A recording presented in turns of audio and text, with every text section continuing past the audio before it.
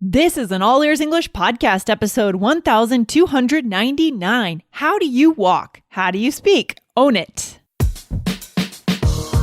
Welcome to the All Ears English podcast, downloaded more than 130 million times. We believe in connection, not perfection. With your American hosts, Lindsay McMahon, the English adventurer, and Michelle Kaplan, the New York radio girl, coming to you from Los Angeles and New York City, USA. And to get weekly transcripts delivered to your email inbox, go to allearsenglish.com/subscribe. Today, we pull in an interesting article that talks about how everyone has a different walking style.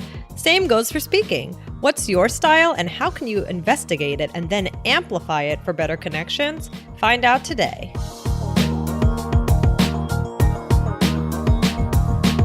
Hey, Lindsay, how's it going? Hey, Michelle, feeling great. How are you? I can't believe we're into January already. It's so crazy. I know. I can't believe it either. Yeah. You know what? Something though, I really noticed that when I'm walking outside when it's cold, do you notice this too? Does your whole body just tense up? Definitely, especially my shoulders. Yeah, it's terrible. Is that actually making you warmer?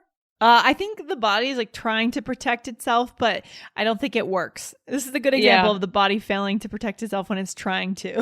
Right. Yeah. I don't feel like that actually works. It just kind of makes my shoulders hurt at the end of the day. But like, right. I noticed that whenever it's cold outside, I'm just like so extremely tense and I feel like I move differently. Yeah. Exactly. I feel that way too. I feel that way. Oh, that's the worst. But it matters the way we move, right? Or does it matter? I don't know. I guess that's what we're going to talk about today. You know what? I think it does matter. And this is for someone who, remember I told you I was doing physical therapy. Yeah. How's it going? I actually finished. So I now I have my exercises to do home and I have to do at home and I have to stay motivated to do them. Good. I'm glad to hear that. That's cool. I don't want to ruin it. It's interesting. Yeah. That sounds like a good project though, to focus on the posture. I need to do it too. Yeah. Oh, really? You think so? Probably. I think yoga helps because it elongates your spine. But I think having like a class where you're really saying like, I'm going to get better at my posture, that would be helpful. Yeah. It's a huge goal of mine. I mean, Lindsay, do you think that there are any unique ways about unique features about the way you move? Oh gosh, yeah, kind of. Like the way I walk, I have kind of knock knees. What does that mean? Knock knees means that my knees kind of turn in. I was actually born with it's not that obvious. If you really look at me when I'm walking, you'll be able to tell. It's not that big of a deal. I'm able to run, and everything's normal. But when I was born, the doctor said, oh, she has a slight in abnormality in her knees. We can break her knees and then reshape them, or we can just let it go. And it really doesn't matter that much.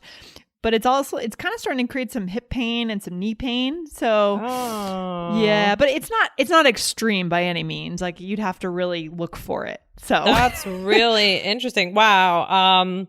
Wow. Okay. Well, I wasn't expecting that. Yeah. I feel like people would know me people who are close to me, I feel like, they know these features about me. For example, my right foot always kind of moves out to the side. Like my toe is it's kind of at a 30-degree angle. And my physical therapist was always commenting on it. That is just kind of the way I'm built. I'm straightforward. I have one toe, and again, it's not that obvious, but, yeah, definitely. And then also, I don't know, when I go bowling, which isn't that much, I'm the worst bowler in the world, but I can't just put my hand back and then move it straight forward. I always go to the side. Interesting. Huh. Okay. Well, so I don't know if it has anything to do with that foot or everything's off whack or whatever, but also when I run, one of my legs kicks out, and people always used to make fun of me for it. So I got a whole mess of stuff going on here, guys, but it's nothing too obvious in day to day, but I definitely think I have some interesting movement features. Interesting. I think everyone has this. Yeah. Everyone has a weird quirk. We could call these quirks, right? right? They're not like disabilities, not by any means. I mean, that's way too extreme of a word. These are just quirks that, the people that love us, they love us for it. They love that part of us. And it's just something that makes us different, I guess. Yeah, definitely. So in a second, we are going to get into an article that you sent me, Lindsay. But before that, we want to remind our listeners that you have to subscribe to. Yes, Lindsay, what do we want to tell our listeners today? Yeah, guys, it's a new year and we do hope to build the Android version of the app this year, but we don't have it yet. That's going to be a big project and we hope to do it, but we don't have it now. But you can still get the transcripts if you're on Android or if you just want to read them by email, if you prefer that instead of the app. So you can go to allearsenglish.com/subscribe to sign up. You're going to save 50% off the normal price and you're going to get them every Monday by email for that week. Okay, guys? So go for it. Awesome. All right. So yeah, Lindsay, everyone kind of has their own way of moving. And what interested you in this article? Why did you think that this was something that was interesting? It just caught my eye. I like to flip through the New York Times and they always have interesting stuff. And I think it might be helpful for our listeners. Well, first of all, I thought movement, that's something that brings us all together as a world culture, right? We all move in our own weird ways and it kind of transcends language. So that was the first reason why I liked it. And I was just curious what they were going to say in the article. So, okay. Well, it's by Gretchen Reynolds and it's from the New York Times. And it's called Something in the Way We Moved. It was published on October 23rd, 2019, and it was updated on the 29th of October. So yeah. And I think that, by the way, for our listeners who are super advanced, I think that title is a reference to a song. Yes. Yeah. So, or a lyric in a song that came out. I'm not sure which song, but it's definitely a reference. You do know which one? What song? It's Beatles. The Beatles, of course, of course. Okay, so guys, you should be looking for these references and starting to notice them if you're really pushing to that higher level of connection. It might not be we move. It might be she moves. Okay. I think it's all right. I don't want to say too much about the song because I know. It's okay. It's fine. Don't worry about it. But yeah, no, totally. So it is a reference. That's the idea. That's right. So maybe it's to that. So anyway, so we're going to get into it. So guys, I mean, I looked into this article and I thought it was really interesting. So we're going to talk about it today. We're going to give our thoughts and ways, style. It's not only about movement. We're going to talk about speaking as well. The article is about moving, but we're going to talk about speaking as well. Okay, I like that. So what exactly, I mean, you had a chance to read the article. I just skimmed it, Michelle, so you're the expert here. Oh, boy. What exactly did this author Gretchen Reynolds say? I mean, where do we start here? All right. Well, she talks about how, think about it. I mean, Lindsay, do you think that if you saw like a shadow of your mom walking, you would know that it's your mom? Probably. I think so. I think I would. Yeah. Yeah. I think I could recognize Dan, my husband. I think I could recognize him because I feel like his walk was something that I always commented on, like when we were dating early on. Oh, so really? I feel like I could identify him. But I feel like maybe I can't always, maybe I wouldn't be able to tell by if I saw someone in the dark, but I could. Did you ever feel like you knew who was walking in your house based on the footsteps, the sound? That no, but no? I don't think so. But definitely, probably seeing like a silhouette of them walking, I could probably identify it. Yeah. Yeah. Well, the article was talking about how you can actually probably recognize someone by their walking style, like if you know them well. But it says that many things can kind of change the way we walk. So it can be difficult. So like if you're wearing a different kind of shoe, if you're in pain, whatever it is, some sort of other factor. And a published study in the Journal of Applied Physiology now shows that really everyone does move in a different way. They use their muscles differently. So it's kind of cool to really know that. And you can read more in the article. And it talks about how this can actually help with movement in the future, and that there are different things that we can learn from it in terms of our bodies and other things. So definitely, I'm just giving you the real basics, guys.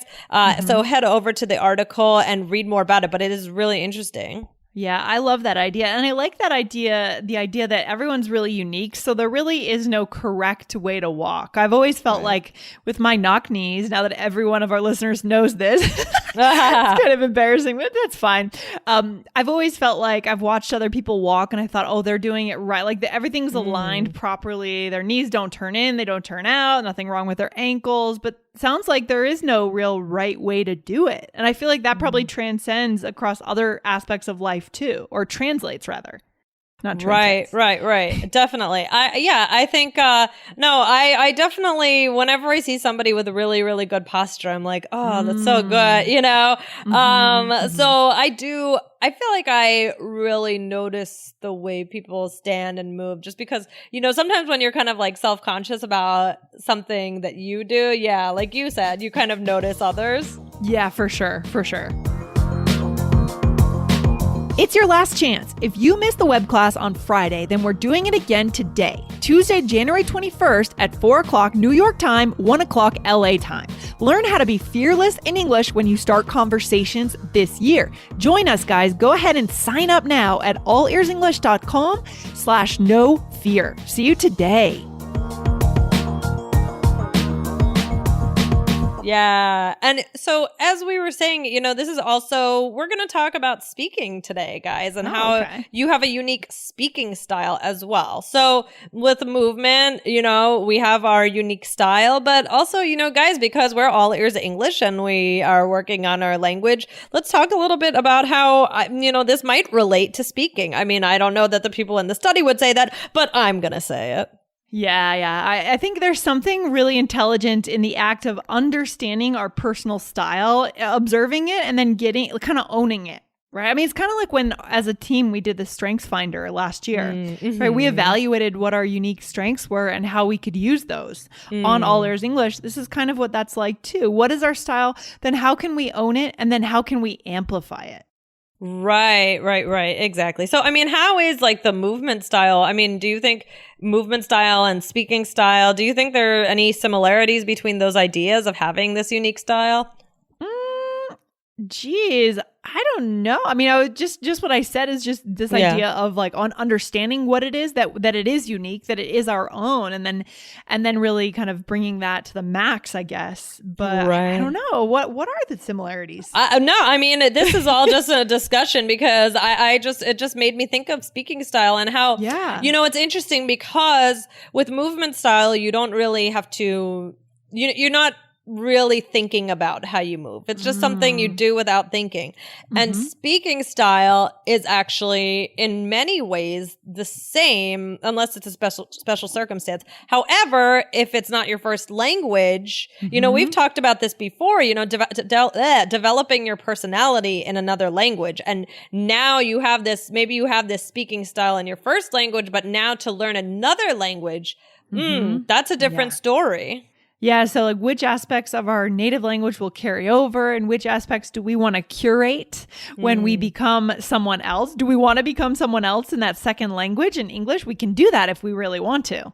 Right? Exactly. So guys, let's talk about this. How can you show your unique style in another language? Yeah. So Lindsay, what's one thing you can do? Okay. So this is one thing we really try to help you with on this show, guys. It's learn many ways to say the same thing. And this is really important, especially for our listeners, for you guys who are trying to push to that advanced level and really connect. Right, Michelle? Yeah, definitely. Oh my goodness. You know, we always talk about our personal vocabulary. Like I'll say, oh, I say this, and Lindsay will say, I don't say that. My dad says that. And I said, oh, I say that. What do you mean? Right. Yeah. So, you know, this is why we talk about that on the show is to really help you guys understand that people are unique in the way that they speak. No two people are going to say the same thing exactly alike. We're like snowflakes. Oh, that's so beautiful, Michelle. Thank you. I love it. Okay, so what would be the next thing then that we can do to show our style in another language? Well, guys, you got to choose which words speak to you and know why, right? Ooh, okay. What does that mean? well, do you like how something sounds, right? Do you want to be a sarcastic person? Are you more sincere? You know, you have to develop your personality in English, right? Like sometimes I feel like we're talking on this show and one of us will say a word and we'll say, oh, I like the sound of that word. Or I feel like that sounds very cool. Or that sounds like this, right? So choose what does this sound like? Maybe you just like the actual sound of a word, or maybe you've heard it on this show and we talk about who might say this word, what generation, whatever it is. Or if it's more sarcastic, funny, whatever it is. And then you say, do I want to choose this for my personality? Exactly. And this is where learning English gets fun, guys, because you're beyond the level where you're just grasping after words. You know, you can make a choice now and you can, like I said before, curate the way that you sound or want to sound in English. That's where it gets really fun. But we need to make sure that we're writing down the words or we're keeping track of the words that we're learning, right, Michelle? I mean, I think that's where, honestly, where our iOS app comes in, right? Because, Michelle, you curate a list every week of power vocabulary words. Right? I do. In the app. Right. So you have a ton of things to choose from. So that's why, you know, sometimes we do these episodes where we're like, oh, many different ways to say the same thing. How else can we say something? That's why we do it, because we don't want to be boring. Right. And then how do we take it to the next step and remember those when we're actually in conversation? And that's one of the biggest challenges that our listeners have. That's why if you do use the app, guys, you get to choose which words to look up to learn the definition and which words you want to save to your personal power list. So to get the app, go to allearsenglish.com/bonuses, and that's on your iOS device. Just a side point here. But yeah, that does fit in really nicely, I think. Yeah. And what's another thing you can do, Lindsay? All right. So listen to those who you want to be like. Okay. So we've talked about doing this before. We've even talked on the IELTS Energy podcast, our other show, about doing this on the speaking test, mimicking someone or pretending to be someone else in the speaking test. There are a lot of reasons why we might do this, but how would we do it, Michelle? Right. Well, you know, listen to those that are inspiring to you. Maybe you like a certain character. Maybe you have a professor you really admire, or a coworker or a friend, and you say, oh my gosh, my friend is so funny. I want to make sure that I can sound like them, or my personality maybe in my first language is similar to this, but I want to make it like this in English, right? So try and pick out specific things about the way they speak. What do you like about it? Maybe not only the words, but also how they speak, express themselves, right? That goes to intonation. Cool. I like that. It's so good. And it's really about, what I like about all of these tips is that it's about being active and be like initiating this change for yourself. Right? It's not passive.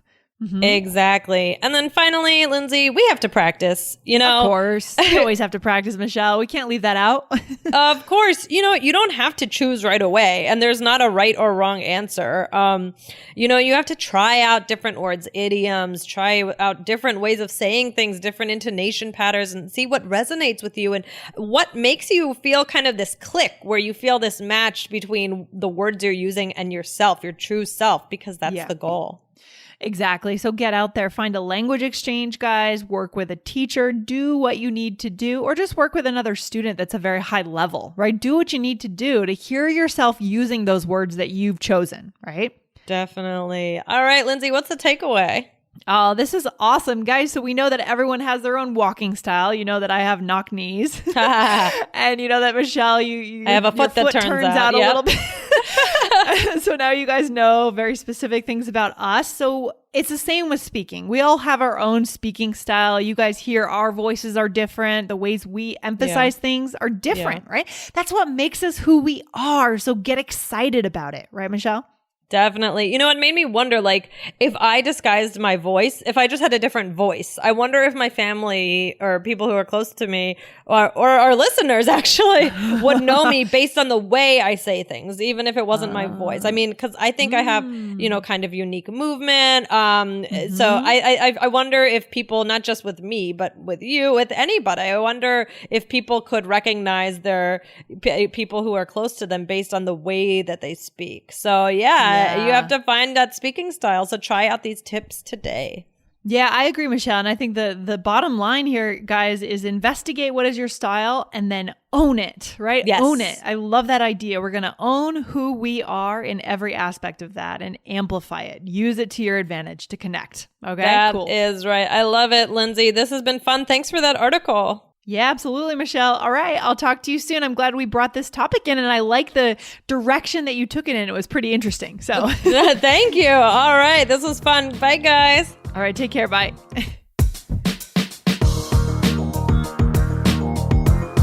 Thanks for listening to All Ears English. If you are taking IELTS this year, get your estimated band score with our 2-minute quiz. Go to allearsenglish.com/myscore. And if you believe in connection, not perfection, then hit subscribe now to make sure you don't miss anything. See you next time.